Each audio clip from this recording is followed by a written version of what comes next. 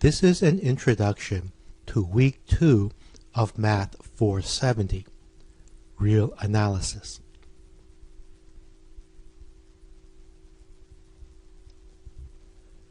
The topic for this week is very similar to the topic from last week. In both weeks, we want to define what real numbers are. Last week, we did a bottoms-up approach. We started with defining the natural numbers, then the integers, then rational numbers, and finally the real numbers. We also proved that all those numbers have certain properties: the commutative, associative, distributive, etc. This week we take the opposite approach. This week we start off by defining the real numbers. Once we do that, inside the real numbers we'll find the natural numbers, and then the integers, and then the rational numbers. This is a very different way of constructing the real numbers and proving that they have certain properties.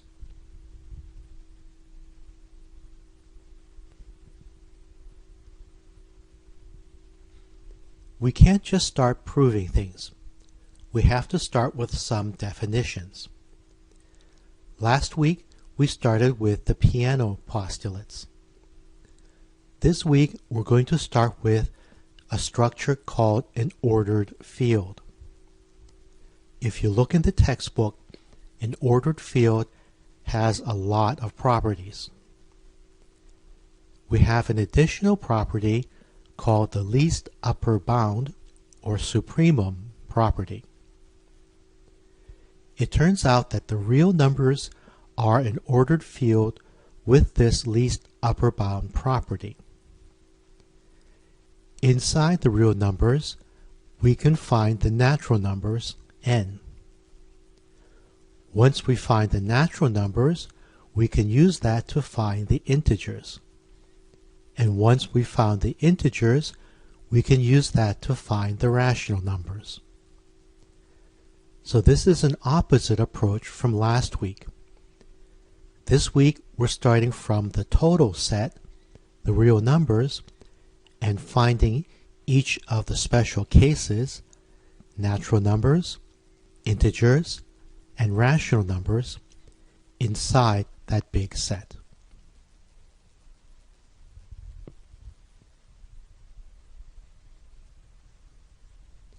The definition of an ordered field is quite long. Look at definition 2.2.1. There are two operations, addition and multiplication, and they must obey a lot of properties. This feels very different from last week. Last week we had a very minimalist approach with just a few lines in the piano postulate. Similar to last week though, from these definitions we're going to prove that there are a lot of other properties. We're going to define order, absolute values, that type of thing.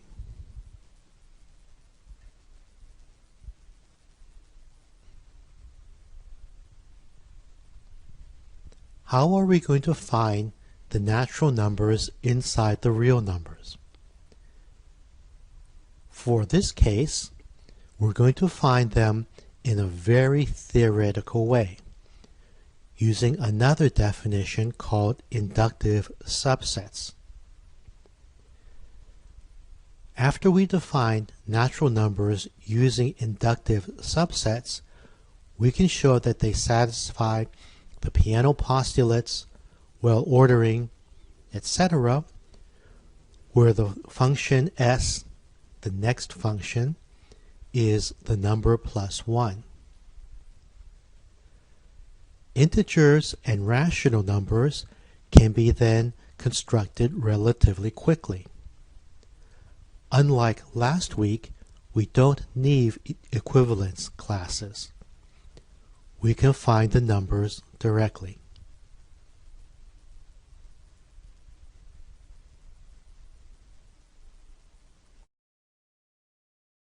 The final topic this week is induction, sometimes called mathematical induction. We want to prove that something is true for all integers. A direct proof would be to show that for all integers at the same time. Often that is very difficult. Often a much easier way is to do this in 2 steps. The first step is to show that it's true for n equals 1. That's usually quite easy.